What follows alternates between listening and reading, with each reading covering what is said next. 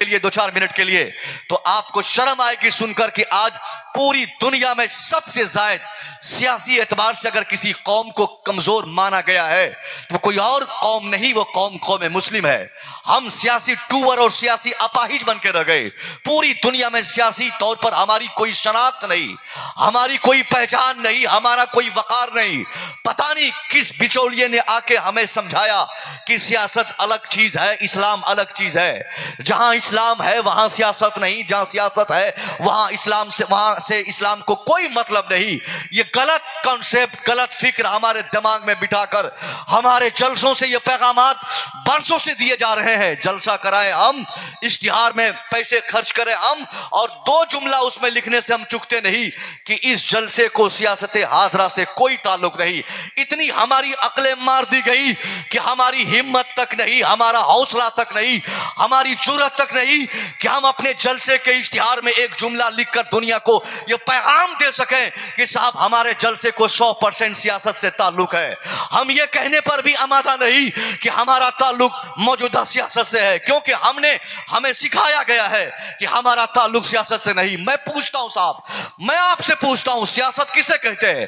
आज सियासत की गुलचकरी जो घूम रही है, आज सियासत जो नच रही है, आज की पूरी दुनिया की पॉलिटिक्स किन बातों पे नचती? या तो बेटियों को पढ़ाने की बातें की जाती तो उस आदमी को सियासी लीडर माना जाता, बेवाओं को इज्जत दिलाने की बातें करने वाले को सियासी रहनुमा कहा जाता, शराब बंदी और शराब की हुर्मत की बातें करने वाले को उनको सियासी रहनुमा समझा जाता, बेटियों को सम्मानित करने वाले, बेटियों को पढ़ाने की बातें करने वाले, बेवाओं को इज्जत देने की बातें करने वाले, उनको हम सियासत में जगह देते, सियासत की कुर्सी देते, उनको हम सियासी एतबार से हक देते, क्योंकि हम समझते कि साहब ये सियासी रहनुमा है, क्योंकि इन्होंने बेटियों को बचाने का पैगाम दिया।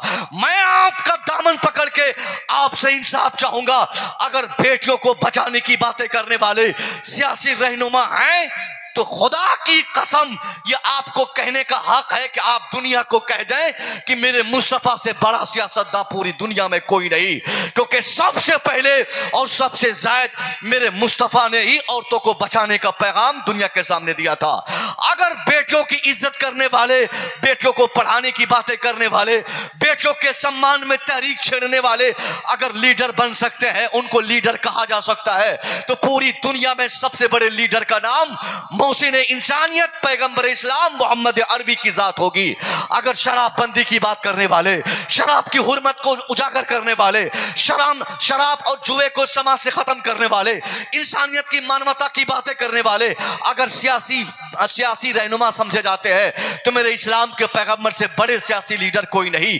और इन्हीं सारी बातों पर, इन्हीं सारे मुद्दों पर आज लोग सियासत कर रहे हैं। सियासत का मतलब यह नहीं कि पूल का माल खा ले, ओवर ब्रिज की गिट्टी चुरा ले, कहीं डकैती करवा दे, कहीं किसी पे अत्याचार करवा दे। यह सियासत का मुद्दा नहीं। सियासत का मतलब है मानवता का पैगाम, सियासत का मतलब है इंसानियत का पैगाम, सियासत का मतलब है इंसानियत के डेवलपमेंट की बातें करना। और ये सारी चीजें तारीख इंसानियत के हवाले हमें बताई गई है कि इस्लाम के पैगंबर ने सबसे ज्यादा इंसानियत और इंसानियत को बचाने का पैगाम आपने ही दुनिया में नश्र फरमाया। बेटियों की इज्जत की बातें आपने की, तो फिर किसने आपको कह दिया कि सियासत का हक आपको नहीं, सियासत आपको नहीं करनी? आपको हर हाल में सियासत करनी है, वरना ये 75 साल इस भारत की आजादी को हो गए, आपको क्या हक मिला सिवाय झोली के, सिवाय कारपेट बिछाने के, सिवाय नारेबाजी के, सिवाय गुलामी के? आपने किसी के दरवाजे को देखा तक नहीं, क्योंकि आपने खुद गलत डिसीजन बिठाकर और गलत कॉन्सेप्ट दुनिया को दे दिया कि जनाबे वाला आपको जो बनना है बने, हमको तो झोला ढोना है, आपको जो करना हो करे, हमको कारपेट बिछाना है, आपको जो मंत्री बनना है बने, हम तो नारे लगाने के लिए है ना। यानी हम गुलाम बन के रह गए।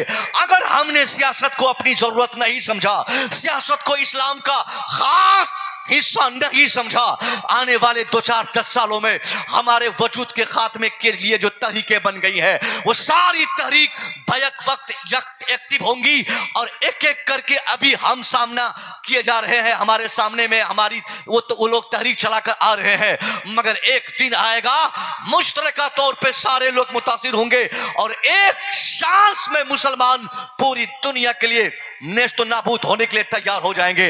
अगर आपने सियासत को अपनी जरूरत नहीं समझा, ये अलग मैटर था, अलग बात थी, मैंने जहन साफ कर दिया आपकी। अब आप कभी ये नहीं कहेंगे कि इस्लाम और सियासत अलग चीज है। जहां इस्लाम है वहीं सियासत भी है, जहां इस्लाम की बातें होंगी वहीं सियासत की बातें होगी। इस्लाम का एक इंपॉर्टेंट पार्ट सियासत भी है, मगर हमारा ताल्लुक सियासत से नहीं। गोया तरक्की का एक मैदान, तरक्की की एक सीढ़ी, तरक्की का एक रास्ता जो सियासत का रास्ता था, उसको हमने फतह नहीं किया, इसलिए हमें तरक्की नहीं दी जा रही या हम डेवलप नहीं कर पा रहे।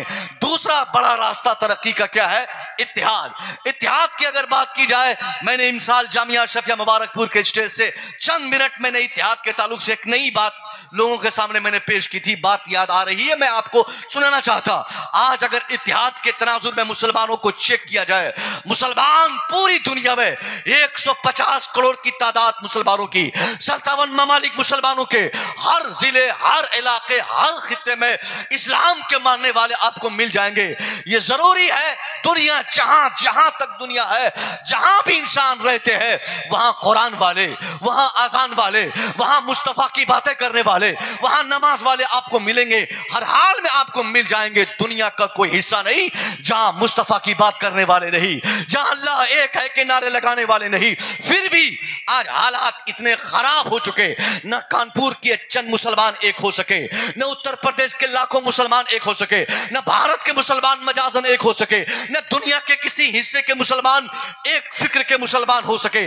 आज पूरी दुनिया में ना इत्तेफाकी अगर किसी कौम में सबसे जायद है तो वो कौम सिर्फ कौम मुस्लिम है।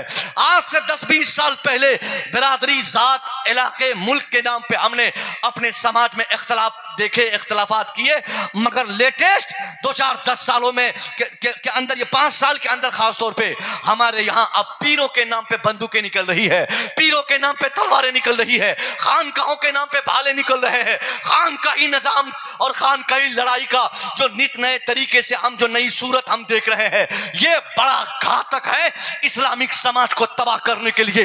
ये खानकाही लोग, ये खानकाही सियासत करने वाले और खानकाही माहौल में हमें डालकर हमारे इस्लाम को अलग अलग हिस्सों में बांटने की जो नई सूरत आज निकाली गई है, ये सबसे ज्यादा घातक और सबसे ज्यादा खतरनाक है मुसलमानों की बर्बादी के लिए। हमने रज़वियों के नाम पे, हमने अशरफियों के नाम पे, हमने कादरियों के नाम पे, हमने बरकातियों के नाम पे, हमने चिश्तियों के नाम पे, हमने खानकाहों के नाम पे, हमने पीरों के नाम पे, हमने मदरसों के नाम पे, हमने मस्जिदों के नाम पे आज इस्लाम को हमने कानपुर में, इस्लाम को हमने साहब कन्नौज में, इस्लाम को हमने लखनऊ में, इस्लाम को पूरे उत्तर प्रदेश में, इस्लाम को पूरे भारत में, भारत ही नहीं पूरी दुनिया में हमने डिवाइड कर दिया। 150 करोड़ सिर्फ अखबार में है लिखा हुआ, खबर में हम पढ़ते हैं, टीवी चैनलों पे सुनते हैं कि 150 करोड़ तादाद हमारी है, मगर एक गांव में मुसलमान अगर 50 बरकाती रहे, 50 अशरफी रहे, 50 रज़वी रहे, 50 साहब किसी और खानका के मानने वाले रहे, कसम खा के मैं आज की तारीख में कह सकता हूं, बरकाती का ज़हन रज़वियों से नहीं मिलेगा, रज़वियों का मजाज अशरफी से नहीं मिलता। वो सब एक दूसरे को अपना मुखालिफ समझते। ये मुखालफत की नई सूरत हमें बर्बाद कर देगी। अभी भी बहुत कुछ तबाह नहीं हुआ, बहुत सारी चीजें बर्बाद होने के लिए बची है। अगर आप इत्तेहाद करना चाहते और तरक्की की राह आप हासिल करना चाहते तो इत्तेहाद की एक ही सूरत दिखाई देती, एक ही रास्ता दिखाई देता। ये सारे लोग बरकाती हो जाएं, कोई दिक्कत नहीं, सब अशरफी हो जाएं, कोई परेशानी नहीं, सब रज़वी हो जाएं, कोई सूरत नहीं, कोई परेशानी नहीं। रज़वी, अशरफी, खानकाही कुछ भी नहीं, सब किसी भी खानका के मानने वाले हो। किसी को बरकातियत का तोहफा मिले उनको मुबारक हो, किसी को अशरफी ताज मिले उनको मुबारक हो, किसी को रज़वी दौलत मिल जाए उसको रज़वियत मुबारक हो। हमें रज़वियत से झगड़ा नहीं, हमें अशरफियत से नफरत नहीं, हमें बरकातियत से नफरत नहीं। अगर आप मुत्तहिद होना चाहते हैं तो इत्तेहाद के लिए 100 साल पहले सरकार आला हजरत ने जो सूरत बनाई थी वही सबसे बेस्ट सूरत हमारे लिए है। आप ये न देखें कौन रज़वी है, कौन अशरफी है, कौन बरकाती है, कौन चिश्ती है, कौन नक्शबंदी है। अगर आप मुत्तहिद रहना चाहते हैं तो सिर्फ मसले के आला हजरत को देखा जाए, सिर्फ आला हजरत के कवानीन देखे जाए। अगर सामने वाला अशरफी है, अशरफियत का नारा लगाता है और वो मसले के आला हजरत का पैरोकार है, तो वो हमारा भाई है, हमारा दोस्त है, वो हमारा अपना आदमी है, उनसे कोई ताल्लुक नहीं। और अगर हमारे सामने बैठने वाला, हमारे शाना बशाना चलने वाला वो रज़वी हो और मसले के आला हजरत का पाबंद ना हो, तो हमारा भाई नहीं, हमारा यार नहीं, हमारा अपना नहीं। यानी मसले के आला हजरत का मयार बनाकर, मसले के आला हजरत को एक रास्ता मानकर उस रास्ते पर सारे लोग चलना शुरू कर दे। रज़वी भी आए, अशरफी भी आ जाएं, बरकती भी आ जाएं, नक्शबंदी भी आ जाएं, सारी खानकाहों के सारे अफराद आ जाएं, 80% मसाइल का हल इसी रास्ते में है। सुभान अल्लाह, जिंदाबाद जिंदाबाद, सुभान अल्लाह सुभान अल्लाह, हक है, जिंदाबाद जिंदाबाद, सुभान अल्लाह सुभान अल्लाह। आप पीर का नाम ना पूछे, आप पीर का नाम ना पूछे, बहुत अच्छा पैगाम पूछे कि बहुत अच्छा पैगाम है, जिंदाबाद जिंदाबाद। आला हजरत का मसलक क्या है? अगर सामने वाला चिश्ती होकर मसलक के आला हजरत का पैरोकार है, जानता है, उसका आमिल है, तो हमारा भाई है। हमें फिर उस चिश्ती भाई, उसको चिश्ती भाई नहीं कहना है, उसको हमें मसलकी भाई कहना है। ये है मेयार। आप ये मजाज बदले, बहुत लंबी गुफ्तगू हो सकती है इसके ऊपर, मगर अब इसको यही ड्रॉप करते हैं। पहली चीज, सियासत में आपने अपनी कमजोरी का एहसास कर लिया। आप इत्तेहाद, यूनिटी में कितना मजबूत है, इसको भी मैंने आपके सामने रखा। अब जो आखिरी और मजबूत सूरत और रास्ता है जिस पर हमारा बहुत हद तक अमल नहीं, वो एजुकेशन का रास्ता है। एजुकेशन के लिहाज से अगर मुसलमानों को जांचे, उसको परख है, तो आज पूरी दुनिया में सबसे कमजोर कौम, तालीम में किसी और कौम को नहीं हम सामने ला सकते सिवाय मुसलमानों के। मुसलमान आज एजुकेशन में उनसे भी ज्यादा कमजोर है जिनको 25 साल पहले जिनके पांव में चप्पलें नहीं थी। आज वो राजा, हाकिम, बादशाह, ऑफिसर्स बने हैं, हमारे ऊपर वो हमारे सरों पे मुसल्लत किए गए हैं। मगर हमारा बेटा, हमारी औकात, हमारे बच्चों की औकात आज उनके ऑफिस में काम करने और गुलामी करने तक की नहीं है। लड़ाई करने से नहीं होता, एहतजाज करने से नहीं होता, प्रोटेस्ट करने से और जिंदाबाद के नारे लगाने से कुछ नहीं होने वाला है। आज की तारीख में आपको अपने हुकूक के लिए अगर लड़ना है तो सबसे पहले आपको एजुकेशन में सुधार लानी है, आपको तालीमी एतबार से मजबूती लानी है। आज मुसलमानों ने क्या किया है? मुसलमानों ने अपने बच्चों को गुलाम बनाया, मुसलमानों ने अपने बच्चों को मुसलमानों ने आज मजदूर बना दिया है। मजदूरी कराना, 25-30 साल के बच्चे सबसे ज्यादा अगर किसी कौम में नाकारा अगर सड़कों पर मिलेंगे तो सिर्फ मुसलमानों के बच्चे, गायक पीने वाले, भांग खाने वाले, बेरोजगार, बगैर कोई काम के हमेशा टहलने वाले। न एजुकेशन है, न तालीम है, न हुनर है, न कोई काम है, कुछ भी नहीं पूरे समाज में। मैं आपसे पूछता हूं, आप के मुकाबले में जो कौम खड़ी है, उसके मुकाबले में आपके अंदर वो कौन सी क्वालिटी है जिसके मुकाबले में, जिसकी वजह से आप कह सकते हैं कि आपको वो नहीं पछाड़ पाएंगे? वो लोग नहीं पछाड़ेंगे। उनके पास यूनिटी है, उनके पास इत्तेहाद है, उनके पास अफराद है। ये सारी चीजों के साथ साथ उनके पास एजुकेशन है, उनके पास डॉक्टर्स की एक टीम है, उनके पास ऑफिसर की टीम है, उनके पास इंजीनियर्स की टीम है, उनके पास आईएएस हैं, उनके पास आईपीएस हैं। आपके पास क्या है सिवाय मजदूर के? आपने अपने बेटे को क्या किया? आपने अपने बेटे को क्या बनाया? आज मैं आपसे ये नहीं कहूंगा कि अपने बेटे को आपने हाफिज कुरान क्यों नहीं बनाया, हालांकि कह सकता हूं, ये कहने का हक भी है और कहा जाता है, कहना चाहिए। मगर थोड़ी देर के लिए अगर मैं कह दूं तो फिर आप ये बोल देंगे हजरत, फिर आप भी वही बात बोल गए जो आज तक हम लोगों ने सुना है, या आम तौर पे जलसों में जो बातें कही जाती हैं कि अपने बेटे को आलिम क्यों नहीं बनाते, हाफिज क्यों नहीं बनाते। आज नहीं पूछूंगा आलिम बनाने के लिए, नहीं कहूंगा आलिम बनाने के लिए, कहूंगा आप बोलेंगे मौलवी वाली बात आप कर रहे हैं, आलिम मौलवी वाली बात करने लगे। आप एक नई बात कीजिए, डेवलपमेंट की बात कीजिए। चंद मिनट के लिए आपसे पूछता हूं, अगर आपने आलिम बनने को अपने लिए जरूरी नहीं समझा, अपनी औलाद के लिए जरूरी नहीं समझा, अगर आपने ये डिसाइड किया आलिम बनने में घाटा है, नुकसान है, फायदा नहीं है, मान गया मैं कि आलिम बनने में नुकसान था, इसलिए आपने अपने बेटे को आलिम नहीं बनाया। क्योंकि आलिम की तनख्वाह 10,000 है और आपको ज्यादा तनख्वाह वाली तालीम चाहिए थी, इसलिए आपने बेटे को आलिम नहीं बनाया। मैं मान गया कि आलिम बनाने में आपने घाटे का सामान सौदा समझा, आपने अपने बच्चे को आलिम नहीं बनाया, मगर एक कंप्लेंट है, आपका बेटा आलिम नहीं बना, कोई शिकायत नहीं। आपने बेटे को हाफिज नहीं बनाया, कोई शिकायत नहीं, मगर एक शिकायत आपका दामन पकड़ के मैं करना चाहूंगा और करूंगा और करता रहूंगा कि आपके बच्चे आलिम नहीं बने, कोई बात नहीं, तो बताइए कि आपके बच्चे आईएएस क्यों नहीं बने, आपके बच्चे आईपीएस क्यों नहीं बने, आपने बेटे को ऑफिसर क्यों नहीं बनाया, आपके बेटे प्रोफेसर क्यों नहीं बने, आपके बेटे डॉक्टर क्यों नहीं बने, आपके बेटे इंजीनियर क्यों नहीं बने, फिर क्यों नहीं आपने अपने समाज में अपने बेटे को डॉक्टर बनाया? जवाब आएगा कुछ नहीं। कोई कहीं से किसी तरह से मुसलमान अपने समाज में तालीम लाने के लिए तैयार ही नहीं है। मजदूर बनाया हमने अपने बच्चों को, गुलाम बनाया हमने बच्चों को, नकारा बनाया अपने बच्चों को। साहब पढ़ाइए आप, आपके मुकाबले में जो कौम खड़ी है, जिसने तहरीकें चलाई है, वो कसरत से अपने बच्चों को वो कौम पढ़ा रही है, वो लोग पढ़ा रहे हैं।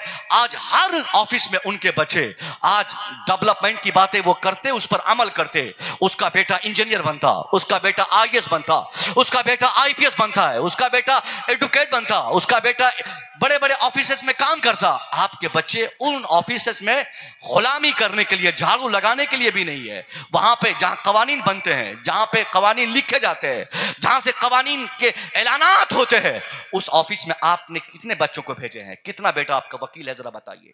कितने बच्चे आपने जज पैदा किया, आप बताइए। नहीं बता सकते, गिनती अगर मैं पूछूंगा नहीं दिखा सकते।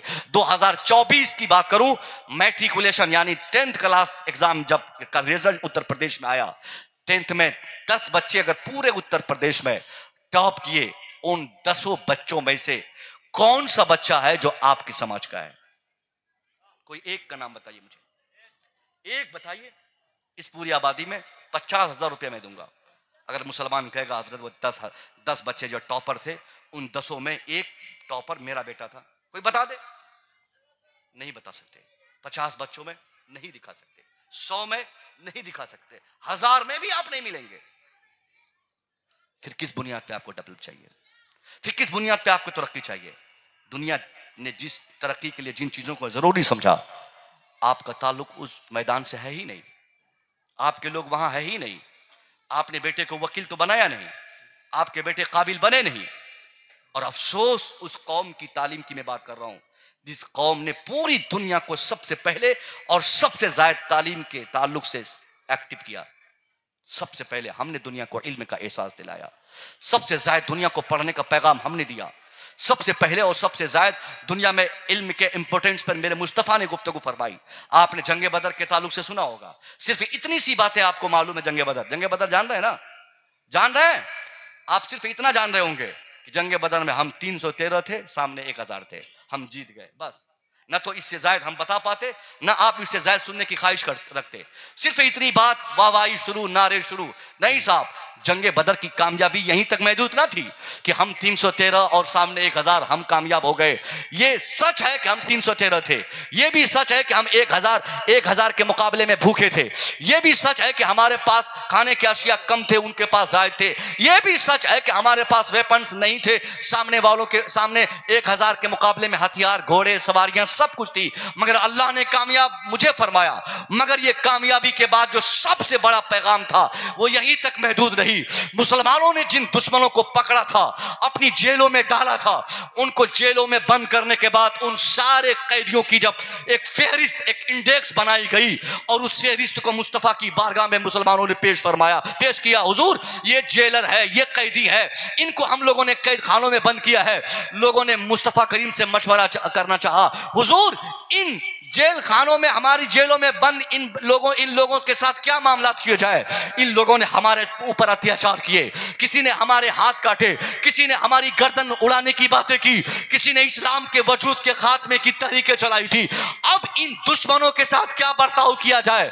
मुसलमान चूंकि उस वक्त बहुत इमोटिव थे, इमोशनल थे, मुसलमान चाहते और हुजूर इशारा फरमा देते तो मुसलमान न सिर्फ जेलों में बंद उन दुश्मनों की हालत खराब कर करते, बल्कि दुनिया में जहां जहां मुसलमानों के दुश्मन छुपे होते, मुसलमान चूंकि जोश और जज्बे में थे, ईमानी जोश उनको ये उस मैदान की कामयाबी के बाद बिल्कुल सामने में वो महसूस कर पा रहे थे। वो चाहते तो पूरी दुनिया में घुस घुस कर इस्लाम और मुसलमानों के दुश्मनों का खात्मा करते, मगर नहीं, मुस्तफा की बारगाह में जब फहरिस्त पेश की गई, कहा हुजूर ये अफराद हैं, ये लोग हैं, ये अशखास हैं, इन लोगों ने ये लोग हमारी जेलों में बंद है, इन लोगों को हम लोगों ने पकड़ा है, अब इनके साथ क्या किया जाए? क्या इनका हाथ काटा जाए? क्या इनका पांव काटा जाए? क्या इनकी भी गर्दन मारी जाए? क्या इनके सीने जख्मी किए जाए? क्या इनकी जबान काटी जाए?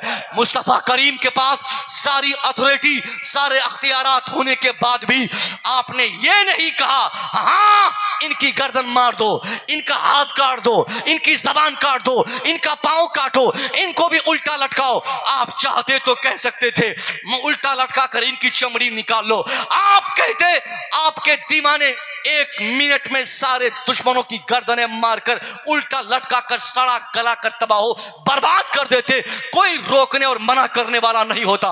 मगर सारी अथॉरिटी, सारे अधिकार, सारे अख्तियार दुश्मनों के इंतकाम के होने के बाद भी मेरे मुस्तफा ने अपने किरदार से जो पैगाम दिया था, आज तक पूरी दुनिया में अपने दुश्मन से ऐसा इंतकाम कोई नहीं लेता। मेरे नबी ने यह नहीं कहा कि इनकी जबान काटो, मेरे मुस्तफा ने यह नहीं कहा इनका हाथ काटो। तारीख हमें बताती है, पूरी दुनिया को तारीख बता रही है 1450 साल से कि इस्लाम के पैगंबर ने मुस्कुराते हुए 2 ऑप्शंस दिए, जिसमें से सबसे तगड़ा और बेस्ट ऑप्शन था वो यही था। आपने मुस्कुराया और मुस्कुरा के कहा हाँ मैं जानता हूं ये लोग हमारी जेलों में है, इनको डराना नहीं है, इनको मारना नहीं है, इनको पीटना नहीं है, इनसे बदला नहीं लेना है, इनसे पैसे नहीं लेने हैं, इनसे फिदिया नहीं लेने हैं, इन पर अत्याचार नहीं करना है, इन पर तलवार का बदला तलवार से नहीं लेना, खून का बदला खून से नहीं लेना। इनके लिए एक सुंदर सा ऑप्शन और विकल्प यही है, इनसे जाके कह दीजिए कि ये घबराए नहीं, और अगर ये तलवार चलाने के साथ साथ कलम चलाना जानते हैं, अगर इनको किताब का नॉलेज है, अगर इनको किसी को कोई फन कोई आर्ट आता है, तो इनको बोल दीजिए कि घबराए नहीं, इनको कह दीजिए कि डरने की हाजत नहीं। अगर ये पढ़े लिखे हैं तो इनसे कहिए कि वो मेरे समाज में आ जाए, अकेला आए, हमारे 10 लोगों को पढ़ा दे, मैं बगैर किसी डिमांड और मुतालबे के उन्हें आजाद कर दूंगा। नारे तकबीर, नारे रिसालत, अज़मते मुस्तफा, शाने मुस्तफा, पैगामे मुस्तफा, ख्वाजा का हिंदुस्तान, मसलके आला हजरत हजरत अल्लामा डॉक्टर मुसव्विर रजा मिसबाही साहब किबला। सुभान अल्लाह। बात समझ रहे हैं आप? अब आप किसी को भी कह सकते हैं कि मेरे नबी ने अपने दुश्मन के साथ जो रिवेंज, जो बदला आपने लिया था, और ये बदले की एक सबसे कामयाब तरीन सूरत आपने दिखाई। दुनिया में कोई अपने दुश्मन से इस तरह का बदला नहीं लेता। आपने फरमाया कि नहीं, मारना नहीं है, उनसे कहो कि अगर वो पढ़ना जानता है तो हमारे यहाँ आए, 10 मुसलमानों को एक आदमी आए, 10 लोगों को पढ़ाए, हम बस इसी पढ़ाई की बुनियाद पर बगैर किसी डिमांड, मुतालबे और फिदिये के उनको रिहा कर देंगे। सुभान अल्लाह। कामयाब सूरत थी। अब बताइए, जिस कौम के रहबर सरदार हमारे मुस्तफ़ा ने पूरी दुनिया के सामने मैदान जंग के ताल्लुक से आपने ऐसा कामयाब किरदार दुनिया के सामने पेश फरमाया इल्म के हवाले से, आज उस कौम के बच्चे अगर अनपढ़ रहे, अंगूठा छाप रहे, जाहिल रहे, तो ये कितनी अफसोस और रोने की बात होगी। मुसलमानों बहुत बर्बाद हो गए, आपके बच्चों ने गुलामी करने की उनमें आदत हो गई। 10 साल के लिए आप कसम खा लें, अभी फैक्ट्री में बच्चों को नहीं भेजना है, अभी बच्चों से ठेले नहीं चलवाने हैं, अभी बच्चों से 10,000 कमाने के चक्कर में उनसे काम नहीं करवाने हैं। अभी आपको पहले उनको 10th पास करवाना है, पहले उनको मैट्रिकुलेशन, इंटरमीडिएट, ग्रेजुएशन, ये सारे एग्जाम्स उनको क्लियर करवाएं। आप आंख बंद करके करवा सकते हैं, आप उन्हें पढ़ा सकते हैं, आप पढ़ाएं। 10,000 कमाने में आप लगा देंगे, आपका बेटा जिंदगी भर वही 10 या 20 या 50,000 रुपया महीना कमाएगा, मगर गुलाम का गुलाम ही रहेगा, बादशाह नहीं बन पाएगा। अगर बादशाह बनाना है तो जमीन बेचनी हो बेच के पढ़ाए, दुकान बेचनी हो बेच के पढ़ाए, गाड़ी बेचनी हो बेच के पढ़ाए, प्रॉपर्टी बेचनी हो बेच के पढ़ाए, सारी ताकत झोंकनी हो झोंक के पढ़ाए। दौलत कुर्बान करके बच्चों को पढ़ाना यह ऐब की बात नहीं है। गाड़ी बेचकर बच्चों को पढ़ाना इसमें भी ऐब नहीं, जमीन बेचकर पढ़ाना इसमें भी कोई ऐब नहीं।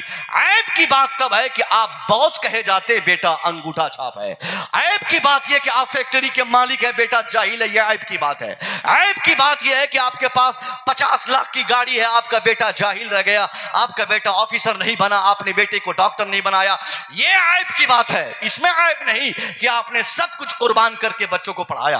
आप एक रोटी पर गुजारा करें मगर अपने बच्चों को पढ़ाएं, आंख बंद करके पढ़ाएं, उस पर तवज्जो ना दें कि दुनिया क्या कह रही है, आपको दुनिया ये लोग क्या कह रहे हैं। अगर कोई बोलता कानपुर हमारा, कहिए हाँ हाँ लो तेरा ही कानपुर है। अगर कोई कहता उत्तर प्रदेश हमारा, आप कहिए लो भाई उत्तर प्रदेश भी तेरा। कोई बोले गुजरात हमारा, आप कहिए मुबारक हो तुझे, लो गुजरात भी तेरा। कोई बोले कर्नाटक हमारा, कहिए हाँ लो तेरा ही कर्नाटक है। कोई बोले समूचा भारत ये हमारा, आप कहिए हाँ ये भी तेरा। आपको तेरे मेरे से कोई मतलब नहीं, आपको सिर्फ तालीम पर तवज्जो देनी है। 10 साल तक आप आंख बंद करके अपने बच्चों को पढ़ाने के पीछे आप काम करें। 10 साल के बाद आप देखेंगे और वो लोग भी अगर जिंदा रहेंगे तो उनकी आंखें भी देखेगी, वो लोग भी आंखें फाड़ फाड़ के देखेंगे जो आज बोलते हैं ये मेरा, वो मेरा, वो मेरा, वो मेरा, ये मेरा, कानून मेरा, सियासत मेरी, पार्लियामेंट मेरा, ये मेरा, वो जिला मेरा, वो इलाका मेरा। अगर वो जिंदा रहे तो देखेंगे और जिंदा नहीं रहे तो उनकी आने वाली नस्लें देखेंगी, मुलाहाजा करेंगी कि ये सारी इमारत रहेगी, कोर्ट रहेंगे, यहां पर कचहरियां होंगी, यहां पर कवानीन बनाने वाली टेबल बनाने वाले टेबल और कुर्सियां रहेंगी, सारी इमारत रहेंगी। ये गुजरात भी रहेगा, ये यूपी भी रहेगा, ये बंगाल भी रहेगा, ये बिहार भी रहेगा।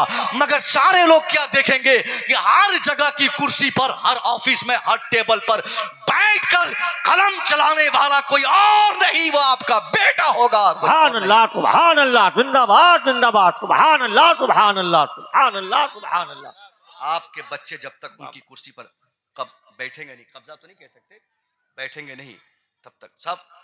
आज क्या आपके पास ईंट उनकी है, इमारत उनकी है, मकान उनका है, महल उनके हैं, चेयर उनकी है, टेबल उनके हैं, स्टाफ उनके हैं, मशीनरी उनकी है, सिस्टम्स उनके हैं, सब कुछ वही है।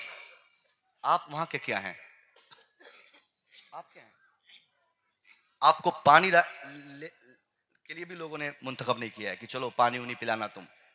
तो जहां कवानीन बनाए जाते हैं, बनते हैं, या जहां से इंसाफ लोगों को दिए जाते हैं, उन ऐवान में आपके बच्चे हैं?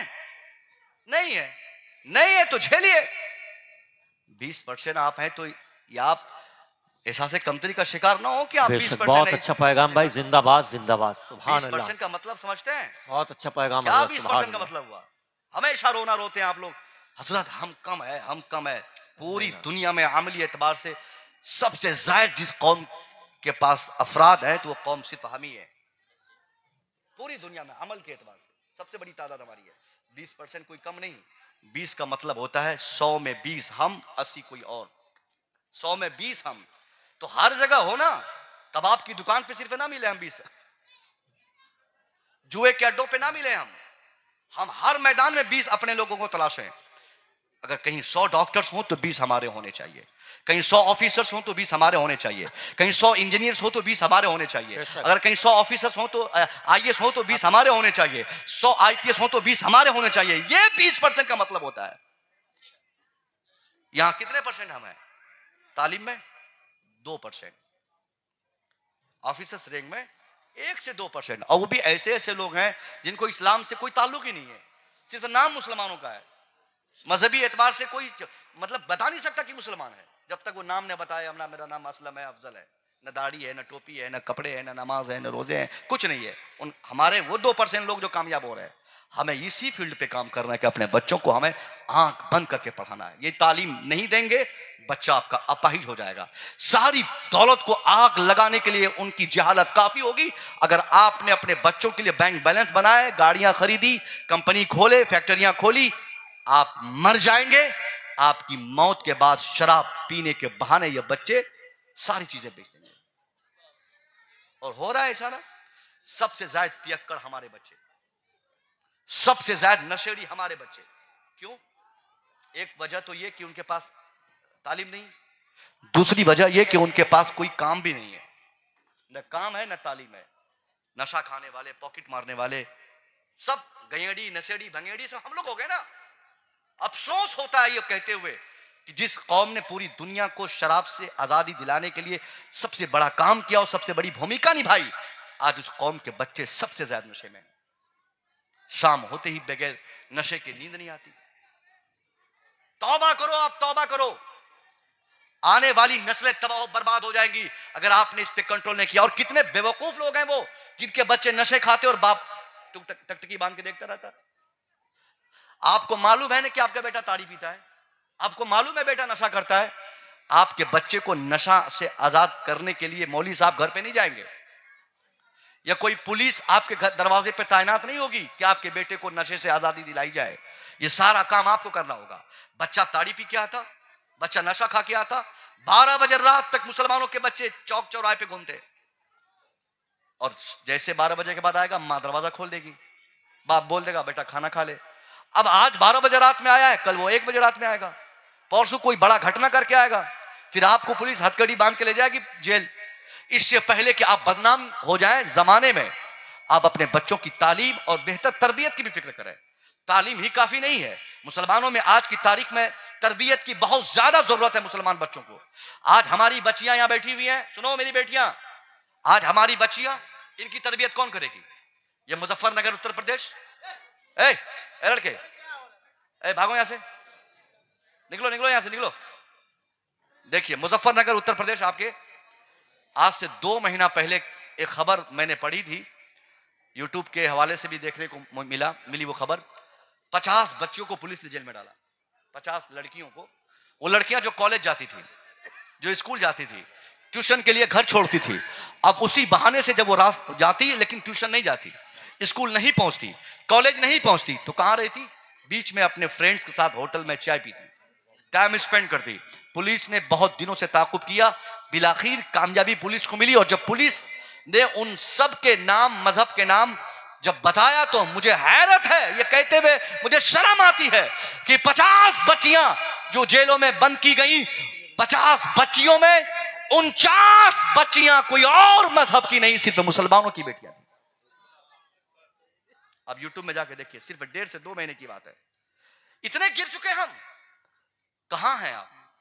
आपने कंपनी में टाइम दिया, आपने फैक्ट्रीज में टाइम दिया, आपने दुकान पे टाइम दिया, आपने कंपनी में टाइम दिया, आपने बिजनेस में टाइम दिया, आपने दोस्तों को टाइम दिया, आपने साथियों को टाइम दिया, आपने फ्रेंड्स को टाइम दिया, मगर आपने अपने बच्चों को टाइम नहीं दिया, आपने अपनी औलाद को टाइम नहीं दिया, आपने अपनी औलाद, अपने बच्चों को ये नहीं बताया कि बच्चों जिंदगी कैसे गुजारनी है, जिंदगी की कामयाबी किन बातों में है, तुम कामयाब कब कहे जाओगे, तुमको कामयाबी दोनों जहां की कैसे नसीब होगी, हमने नहीं बताया। हमने स्कूटी खरीदा बच्चों के लिए कि बच्चियां पढ़ने जाए, हमने बेटे को मोबाइल लेके दिया, हमने बेटी को कपड़े दिए अच्छे अच्छे, सारी चीजों का इंतजाम हमने किया, पैसे हमने खर्च किए, यूनिवर्सिटी का सिलेक्शन हमने किया, कॉलेज का सिलेक्शन हमने किया, हमने पैसे उनको दिए, गाड़ी हमने दी, साइकिल हमने खरीद के दिए, लैपटॉप और कंप्यूटर्स हमने खरीद के दिए, लेकिन हमने अपनी बच्ची या बच्चों को टाइम नहीं दिया और यह नहीं देखा कि मेरी बेटी पढ़ती क्या है, मेरी बेटी जाती कहां है,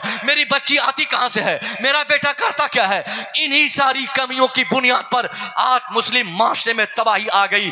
डिग्रियां हमारे बच्चों के पास है, स्नात हमारे बच्चों के पास है, मगर डिग्रीधारी बच्चे, डिग्रियां आज उनको मिल गई मगर तहजीब न मिलने की बुनियाद पर आज वो मुसलमान बच्चे लगते नहीं। आज हमारी बच्चियां भागकर शादी करती, इस्लाम त्याग देती, मजहब छोड़ देती। कौन जिम्मेदार है? आप भी जिम्मेदार है, हम जैसा मौलवी भी जिम्मेदार है। शर्म आती। अब गिनती बताने के लिए नहीं, लाखों नहीं, कई लाख बच्चियां ये 2-4-5 सालों में मुसलमानों की बच्चियों ने न सिर्फ घर छोड़ा है बल्कि मजहब को त्याग देकर, किसी की अपाची देकर, किसी के बुलेट देकर, किसी का कपड़ा देकर, किसी की गाड़ी देकर, किसी का कार देकर, किसी का महल देकर, किसी का पैसा देकर हमारी बेटियों ने अपने ईमान और अकीदे को सौदा करके हमेशा के लिए अपने समाज को कलंकित करके भाग गई।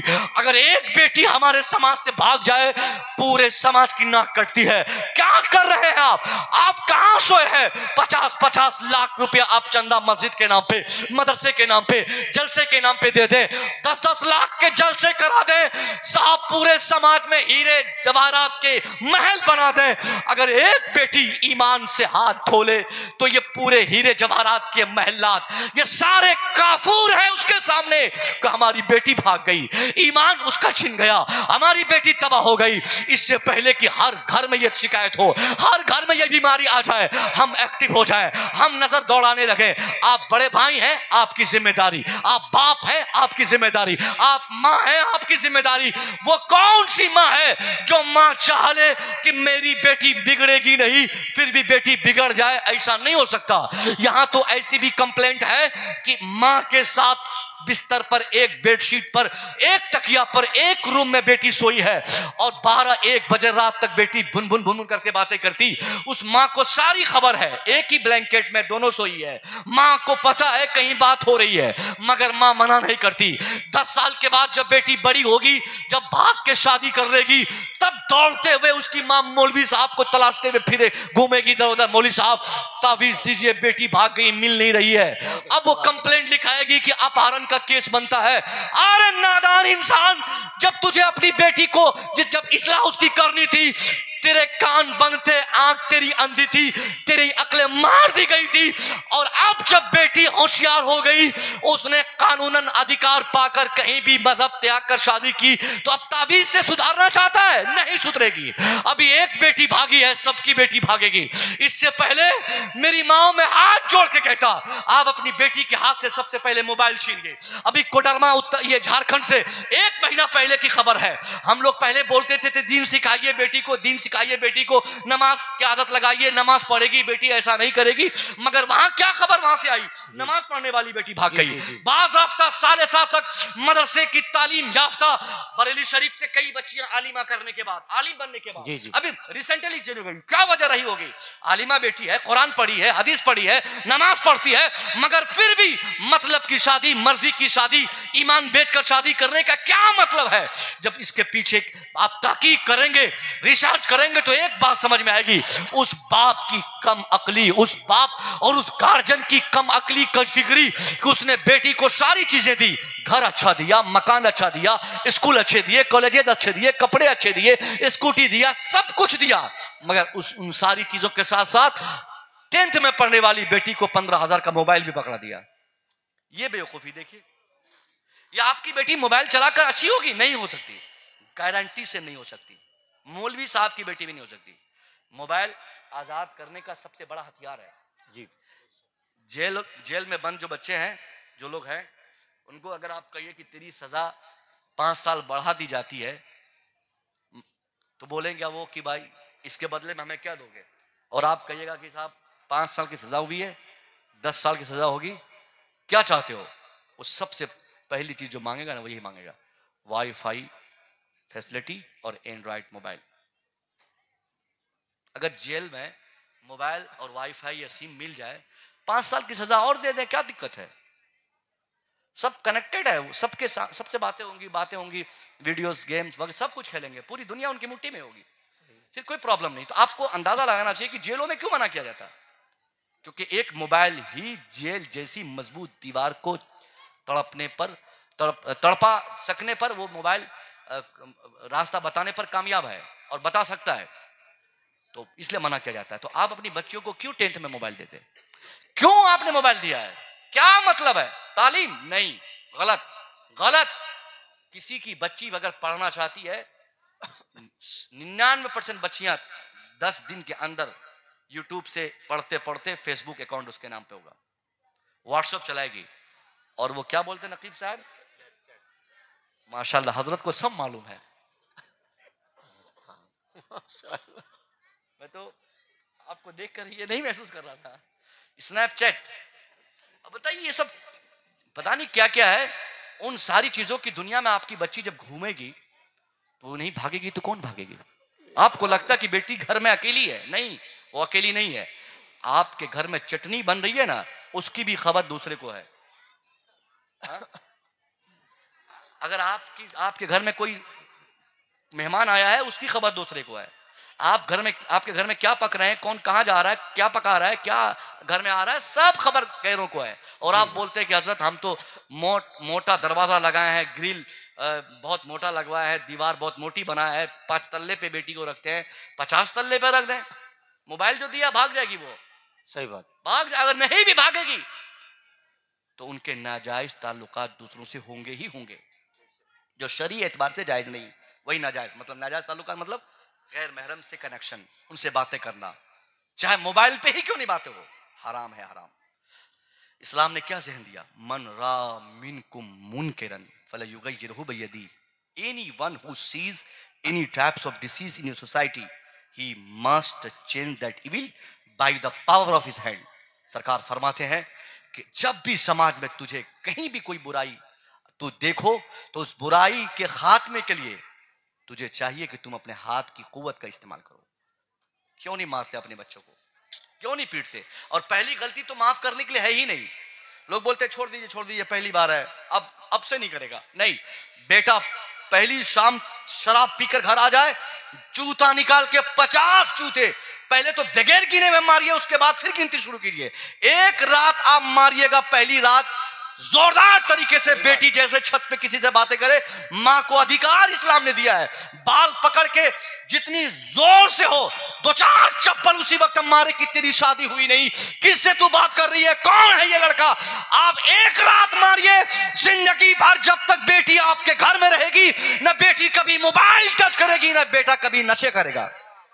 बेशक, बहुत अच्छा पैगाम, जिंदाबाद जिंदाबाद जिंदाबाद। आपने छोड़ दिया उसको, बेशक बहुत अच्छा पैगाम, आपने आजाद कर दिया उसको। जरूरत है, बिल्कुल आपने अपना काम किया नहीं, और पूरी जिम्मेदारी बहुत अच्छा, बहुत अच्छा, जिंदाबाद जिंदाबाद। समाज की इस्लाह के लिए तकरीर कीजिएगा। साहब क्या होगा तकरीर से, 50-70 साल से तो जलसे हो रहे हैं ना, धड़ल्ले से क्या फर्क पड़ रहा है? कोई फर्क नहीं। 1 घंटे की तकरीर से क्या होने वाला है? जो भी करना है वो आपको करना है, फैसले आपको करने हैं। पैदा आपने किए, नोरिशमेंट की जिम्मेदारी आपकी है, परवरिश के हुकूक आपके सर है, तो ये तरबियत की भी जिम्मेदारी आपकी है। मौलवी साहब, इमाम साहब अजान देंगे, नमाज पढ़ाएंगे, 2-4 पैगामात दे सकते हैं, डंडे लेकर इमाम साहब घर घर नहीं घूमेंगे कह रहे किन की बेटी मोबाइल चला रही है, देखें कौन किसके पास है। एक दिन इमाम साहब निकल जाए तो दूसरी शाम में इनको कानपुर छोड़ना पड़ेगा। बिल्कुल, क्या आप अजान दीजिए, नमाज पढ़ाइए, ये घर घर का घूम रहे हैं आप डंडा लेके? तो ये आपको करना होगा, इससे पहले कि आप तावीज मांगे इनसे।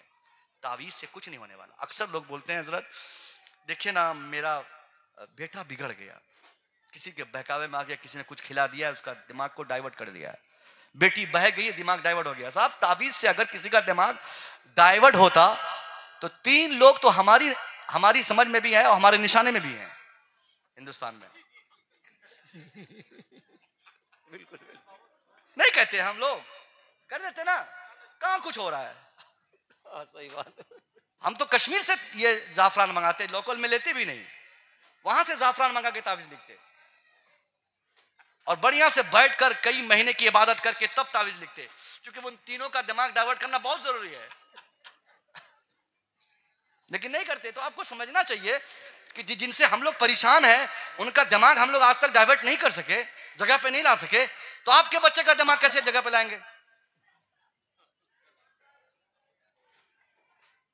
आपको खुद जिम्मेदारी निभानी होगी, तरबियत की सारी जिम्मेदारी आपकी है। मस्जिद में आजकल आप देखते होंगे हमारे बच्चे कुछ ज्यादा ही शरारत करते हैं ना, छोटे छोटे बच्चे। जुमा के दिन मस्जिद में बच्चे जाते हैं, इमाम साहब, सनवार भाई, जाते हैं ना जी। और कुछ जगह तो ऐसा, उसके ताल्लुक से ऐसी खबर आई है कि जैसे सलाम इमाम साहब फेरते, नमाज से फारिग हुए, सेक्रेटरी साहब डंडा ले लिए। अरे कौन कौन हल्ला कर रहा था, अरे तू मार रहा था, तो बच्चे बोलते हैं नहीं हम नहीं, वो नहीं, वो नहीं वो। अब ऐसा निर्दोष बन जाता है कि किसी की गलती है ही नहीं, और जैसे हम लोग सजदे में जाते हैं वो लोग उठा पटक शुरू कर देता है, और उसके बाद जैसे हम लोग नमाज से फारिग होते तो इतनी खामोशी वो उनमें होती उतनी हमारे अंदर भी नहीं होती है।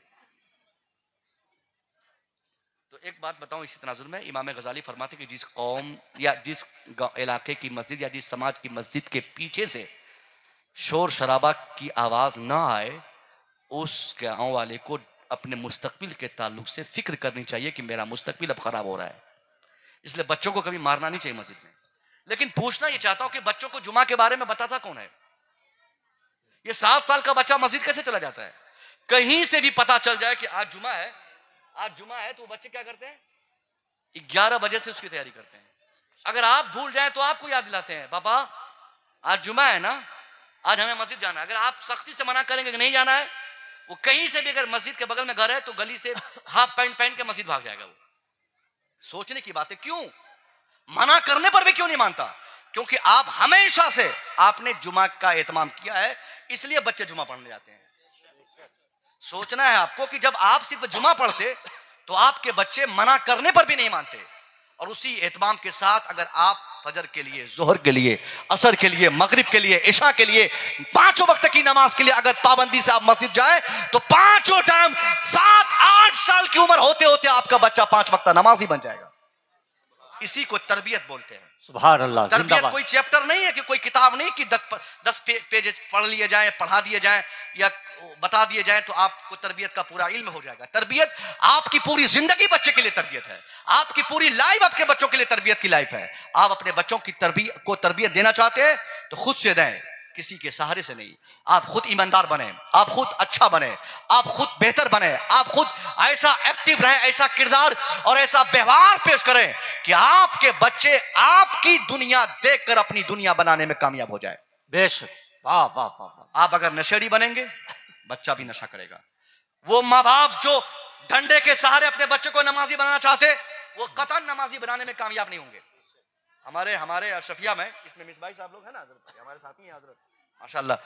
वहाँ अशरफिया में एक मास्टर साहब है, मास्टर हसी फैयाज, मास्टर फैयाज, इतना मोटा डंडा लेकर हम लोगों को रोजाना मतलब दौड़ाते, फजर में, जोहर में, असर में, हर टाइम यही पिटाई, हर टाइम यही पिटाई। हमारा एक साथी वो अक्सर जो है पिट जाता उनसे, मास्टर फैयाज उनको पीटना चाहते और पकड़ा जाता, मार खाता नमाज के चक्कर में। अभी कुछ दिन पहले उनसे मेरी मुलाकात हुई कर्नाटका, बेंगलोर में। उनके ताल्लुक से मैंने पूछा किसी से कि अब क्या इनकी आदत है, क्या ऐसी ही शरारत ये करता है? जवाब आया नहीं। अशरफिया में नमाज छोड़ने वाला ये लड़का, अक्सर मास्टर फैयाज से पीटने वाला ये लड़का, आज पाबंदी से तहज्जुद की भी नमाज पढ़ रहा है। इसका मतलब लाठी के जोर से किसी को नमाजी नहीं बनाया जा सकता है।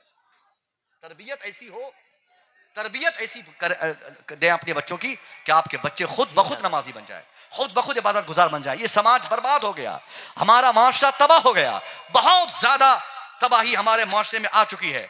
अब अगर और मजीद बर्बादी से आप अपने आप को रोकना चाहते हैं, तालीम और तरबियत पर ऐसा शानदार काम आप करें कि आपके बच्चे हमेशा कामयाब हो जाए। एक बुजुर्ग जिसकी बात अक्सर कही जा सकती है, जलसों में कही जाती है, उसके पास 18 साल की बेटी और 18 साल की बेटी और 80 साल का वो बूढ़ा, बूढ़े के पास कोई काम नहीं।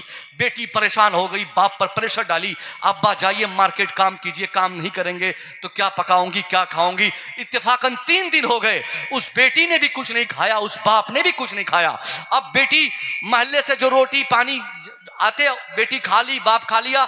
अब 3 दिन हो गए, चूल्हे नहीं जले, हांडी नहीं चढ़ी। बेटी ने बाप पर प्रेशर बनाया, अब्बा जाइए मोहल्ला से काम करके लाइए, अब्बा कहीं जाइए मार्केट से काम करके 2-4 रोटी का इंतजाम कीजिए। अगर आप काम नहीं करेंगे आपकी बेटी क्या पकाएगी, क्या खाएगी, आप क्या खाएंगे? बाप कहता है बेटी ठीक है, लेकिन मेरी उम्र इतनी नहीं कि मैं काम करने जाऊं। फिर भी बेटी का प्रेशर बाप पर जब पड़ता है तो बाप को मानना ही होता है। हर हाल में बाप अपनी बेटी की बात मान लेता है। दुनिया में सबकी बात ठुकरा सकता है, मगर जब बेटी की बात आती है बाप बुढ़ापे में भी मानने को तैयार रहता है। बाप ने बेटी की बात मानी, नमाज फजर अदा किया, चल दिया मार्केट की तरफ झोली लेकर काम की तलाश में। शाम तक वो बूढ़ा मार्केट में घूमता रहा, काम तलाशता रहा, खोजता रहा। शाम हो गई, उस बूढ़े को काम नहीं मिला। शाम में बेटी दरवाजे पर खड़ी, बाप की आमद के इंतजार में तक रही, रास्ता देख रही कि अभी अब्बा आ रहे होंगे। जैसे शाम हुई, बाप दरवाजे पर पहुंचा। बाप को देखते ही वो बेटी पूछ दी, अब्बा आपके हाथ में जो झोली है वो आप वही खाली झोली है जो आप सुबह लेकर मार्केट गए थे। अब्बा आपने कोई काम नहीं किया, आपने रोटी का इंतजाम नहीं किया, आप सब्जी नहीं लाए, दाल चावल आपने इंतजाम नहीं किया, फिर मैं क्या पकाऊंगी? बाप का जवाब सुनिए, ईमान ताजा होगा। बाप कहता है बेटी सब्र कर ले, सब्र बड़ा नतीजा है। मेरी बेटी तू सब्र कर, अल्लाह पर भरोसा कर। अगर तू सब्र करेगी अल्लाह इससे बेहतर बदला तेरे बाप को कल अता फरमा देगा। बेटी सब्र कर, अगर तुझे रात गुजारनी है बेटी कल रात से ज्यादा इबादत आज रात कर ले, कल से ज्यादा तहज्जुद आज रात पढ़ ले, कल से ज्यादा कुरान खानी आज रात कर ले, तेरी रात आसानी से गुजर जाएगी।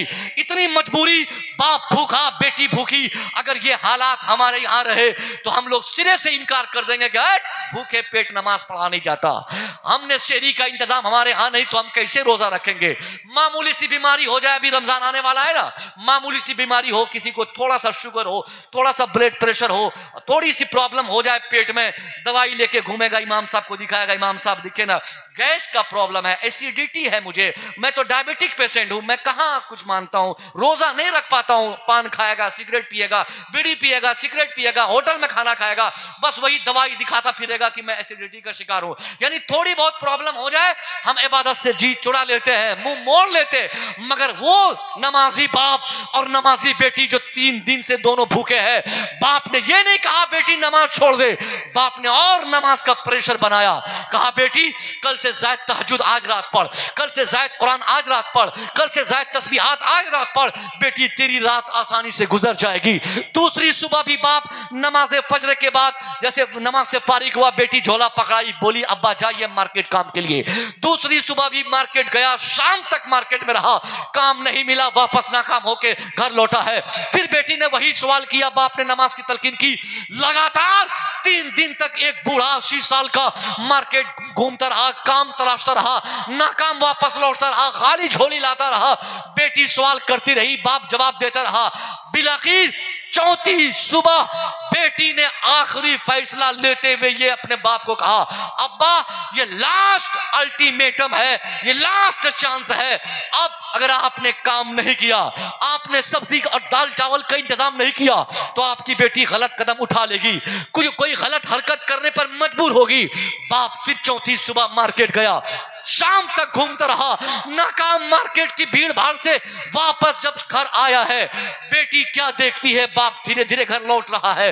बेटी ने सख्त लहजे से बाप को अभी पुकारा ही था कि अब्बा आज भी आपने कोई सामान नहीं लाया तो क्या आपकी बेटी पकाएगी। वो बाप ये जुमला सुनते ही बेहोश गिर गया, बहुत देर तक बेहोश रहा। उस बेहोश पड़े बाप को उस बेटी ने खींचते हुए उस अपने कमरे में वो बेटी ले गई, बाप को पंखे की हवा दी।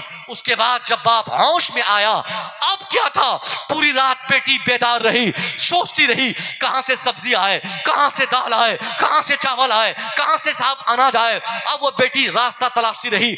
आखिर वक्त में नकाब पहनकर, नकाब की पट्टी बांधकर घर के मेन दरवाजे को क्रॉस करके घर से छलांग लगाकर मार्केट गई।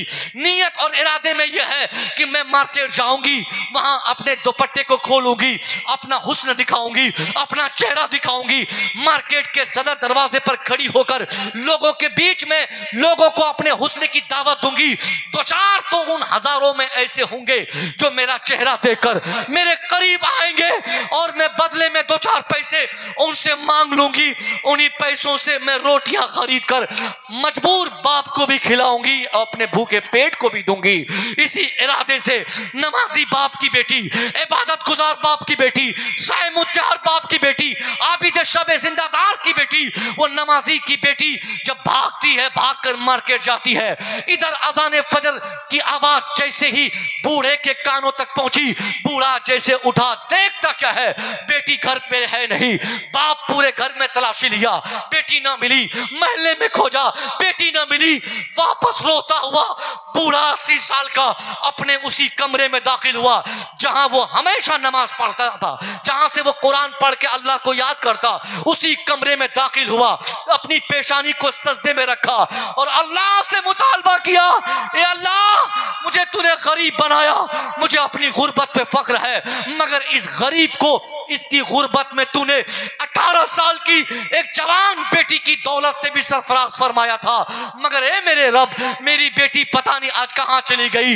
मैंने बरसों नमाज पढ़ी, ए अल्लाह मैंने बरसों इबादत की, उन 1000 रकत नमाजों की हजारों सजदों के नमाजों के हजारों सजदों में को मैंने जो अदा किया, उनमें से अगर तूने एक सजदा भी कबूल किया है, उसी एक सजदे का वास्ता अल्लाह मेरी बेटी की इज्जत की मुहाफजत फरमा, मेरी बेटी को बचा ले, मेरी बेटी को सुरक्षित फरमा दे। वो नमाजी बाप अपनी बेटी की इज्जत और सम्मान की दुआ अपनी पेशानी को सजदे में रखकर अपने घर में कर रहा है। उधर शाम होते ही दरवाजे से दस्तक की आवाज सुनाई दी, सजदे से सर उठाया, दरवाजे की किल्ली खोला, देखता क्या है, सुबह की भागी बेटी शाम में दरवाजे पर खड़ी नजर आ रही है। आपने बेटी को देखकर मुस्कुराते हुए अपनी बेटी की पेशानी चूमता है, फिर रोने लगा, रो के कहता है मेरी बेटी मेरी बच्ची कहां गई थी, कहां भागी थी, मैंने कहां नहीं खोजा, मेरी बेटी कहां गई थी। बेटी ने कहा अब्बा ईमानदारी से आप बताइए, आपने जब से मुझे पैदा किया, जब से मैं होश संभाली, जब से कभी भी आपकी इजाजत के बगैर कभी मैं सदर गेट को, घर के सदर दरवाजे को क्रॉस की थी। बाप कहता नहीं मेरी बेटी तूने ऐसा कभी नहीं किया, मगर आज कहां भागी थी बता मेरी बेटी। बेटी कहती अब्बा मैं देख रही थी आप मार्केट 3 दिन 4 दिन से लगातार जा रहे थे, काम खोज रहे थे, मगर आपके बुढ़ापे की बुनियाद पर, आपकी ज़ईफी की बुनियाद पर आपको कोई काम नहीं देता, आप ज्यादा बूढ़े हो गए। मैं समझ गई कि अगर ऐसा ही चलता रहा तो भूख से आप भी मरेंगे, मैं भी मर जाऊंगी। ए मेरा अब्बा मैं घर से मार्केट गई थी अपने इज्जत के सौदा के लिए, इरादा मैंने ये किया था कि मार्केट में खड़ी रहूंगी, 2-4-10 लोग मुझे देखेंगे, मेरे करीब आएंगे, उन्हीं से 2-4 पैसे मांगकर घर की खर्ची का इंतजाम होगा। इतना जब एक गैरतमंद बाप ने सुना और जोरदार तरीके से सवालात करने लगा, मेरी बेटी जल्दी बता। नमाजी की गैरत ने पुकारा, उस इबादत गुजार ने पूछा मेरी बेटी जल्दी बता किन किन लोगों ने तुझे टच किया, किन किन लड़कों ने तुझे इस्तेमाल में लाया। बेटी कहती है अब्बा अल्लाह की कसम मेरे अब्बा मैं गलत इरादे से मार्केट जरूर गई थी, मगर शाम तक उस मार्केट की भीड़ भाड़ में मैं खड़ी रही, नाकाम वापस लौटी हूं। ए मेरे वालिदे मोहतरम कोई मुझे क्या इस्तेमाल करता, कोई मुझे क्या टच करता, मैं शाम तक हजारों लोगों को मैंने जाते देखा, आते देखा, मगर किसी ने मेरी तरफ देखा तक नहीं। बाप कहता है मेरी बेटी कैसे तुझे कोई गलत निगाह से देखेगा, क्योंकि मैं तेरा बूढ़ा बाप आज तक किसी को गलत निगाह से नहीं देखा है। सुभान अल्लाह, जिंदाबाद जिंदाबाद, सुभान अल्लाह, नारे तकबीर, नारे रिसालत, ख्वाजा का हिंदुस्तान, फैजाने सरकारी गरीब नवाज, जश्न दस्तारे हिफ्ज़ो कुरान, मसलके आला हजरत, नारे तकबीर, नारे रिसालत। बाप अगर ईमानदार होगा, वाह वाह वाह, उस ईमान वो ईमान की बरकतें उनकी बच्चियों को मिलेंगी। भाई ईमानदार होगा, उनके भाई के ईमान की बुनियाद पर उसकी बहन दुनिया में जिस कॉलेज में पढ़ेगी महफूज रहेगी। अगर हम दूसरे की बच्चियों को तकेंगे देखेंगे, उनके साथ हम गलत व्यवहार करेंगे, चाहे कहीं भी करें, ईमानदारी से बताऊं इसकी नहुसत आपके घर तक पहुंचेगी, फिर आपकी बच्चियां भी गैरों की निगाहों से नहीं बच पाएगी। तरबियत इसी को बोलते हैं। आप दूसरे की बच्ची की इज्जत करें, अल्लाह गैब से आपकी बच्ची की मुआवजत फरमाएगा। आप दूसरे की बहन का एहतराम करें, उनकी इज्जत करें, अल्लाह आपकी बहन को चाहे जहां ट्यूशन पढ़ने जाए, हजारों की भीड़ में भी आपकी बहन बेटी महफूज रहेगी। यही तो नहीं हमारे यहाँ, हम कहीं और परेशान रहते, हमारे बच्चे कहीं और परेशान रहते। अल्लाह के वास्ते तरबियत ऐसी करें, तरबियत कोई चैप्टर नहीं, आप खुद अपना रहन सहन ऐसा घर में बनाएं कि आपको देखकर आपके बच्चे सुधर जाएं। ये सारी बातें थी जो मुझे बतानी थी। एक इंपॉर्टेंट बात, बहुत सारी चीजें आप करते हैं। अभी मैं मस्जिद गया, मस्जिद को देखकर रूह खुश हो गई, माशाअल्लाह, सुभान अल्लाह, काबिल मुबारकबाद हैं आप लोग। मस्जिद, शानदार मदरसा, ये पढ़ने वाले बच्चे, ये तलबा, ये हमारे उलमा, ये सब आपकी मेहनतों का नतीजा है। वरना मौलाना जहांगीर साहब हो या शहनवाज साहब हो या दूसरे अफराद हो, इन लोग अगर ये मोहब्बत आपकी नहीं रहती तो ये लोग यहाँ नहीं रहते, और जब ये लोग यहाँ नहीं रहते तो यहाँ इस्लाम भी नहीं रहता। यहाँ उलमा है, यहाँ मस्जिद है, यहाँ मदरसे हैं, यहाँ तलबा हैं, इसलिए आपको ये बरकतें मिल रही हैं। रमजान शरीफ करीब से करीब तर आ रहा है, अभी मैं चंदा नहीं करूंगा, फिर आप कहेंगे कि मौलाना कोई स्पेशल पूर्णिया से बुलाया गया है चंदा कराने के लिए। कब तक करेंगे चंदा? जब तक आपका दिल साफ नहीं होगा ना। आप अपना दिल साफ कर लीजिए, मौलाना साहब को आपके दरवाजे पर जाने की जरूरत ही नहीं पड़ेगी। वाह वाह वाह वाह, बहुत अच्छा पैगाम। खुद ही पैसे आ जाएंगे ना। जिंदाबाद ये जिंदाबाद। तो हमारी गजफिक्री है कि हमने अपने उलमा को फकीर समझ लिया, बेशक बेशक। हमने इन्हें भिखारी समझ लिया। इनके हाथ की झोली देखकर हमने सोचा कि चंदा ही लेने आ रहे हैं। दरवाजा बंद, फोन उठाना बंद। अभी रमजान शरीफ में अच्छे अच्छे दोस्त, हमारे हजरत लोगों के जो दोस्त हैं, वो भी फोन नहीं उठाते हैं।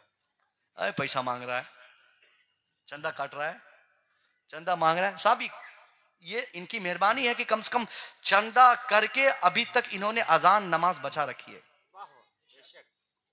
वरना पर्सनल इनको कोई जरूरत नहीं होती है। आपने कितने डेवलपमेंट देखे हैं, स्कूल कॉलेजेस कितने बड़े बड़े आज हिंदुस्तान में है।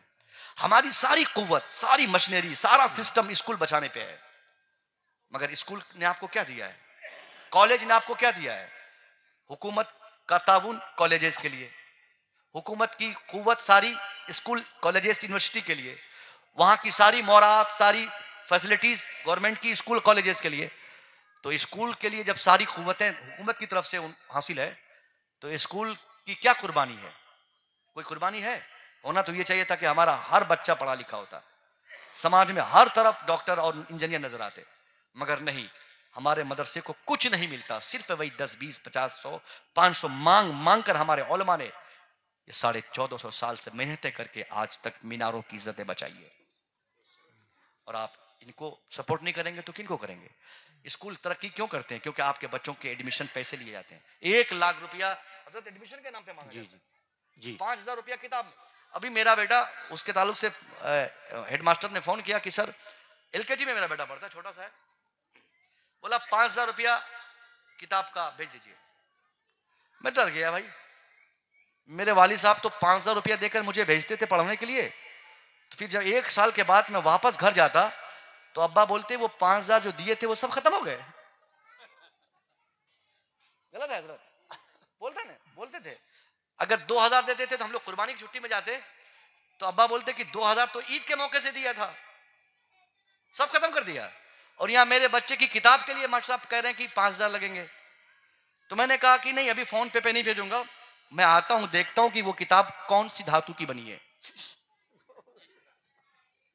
कौन सा मेटल का यूज हुआ है भाई उसमें।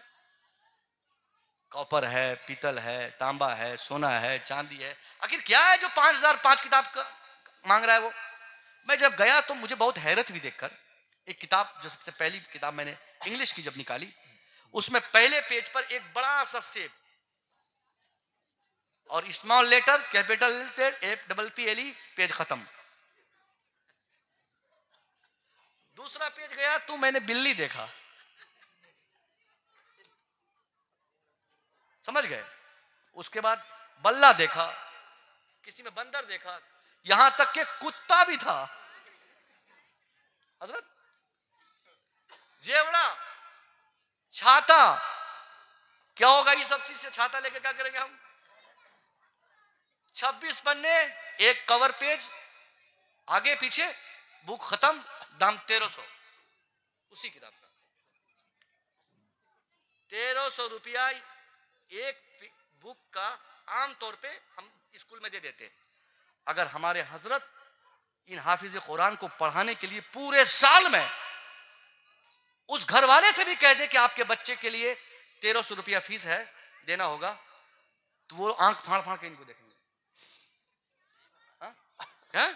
मदरसे में भी पैसे लगते हैं, तो मदरसे में पैसे नहीं लगेंगे? ये क्या आप बोल रहे हैं भाई?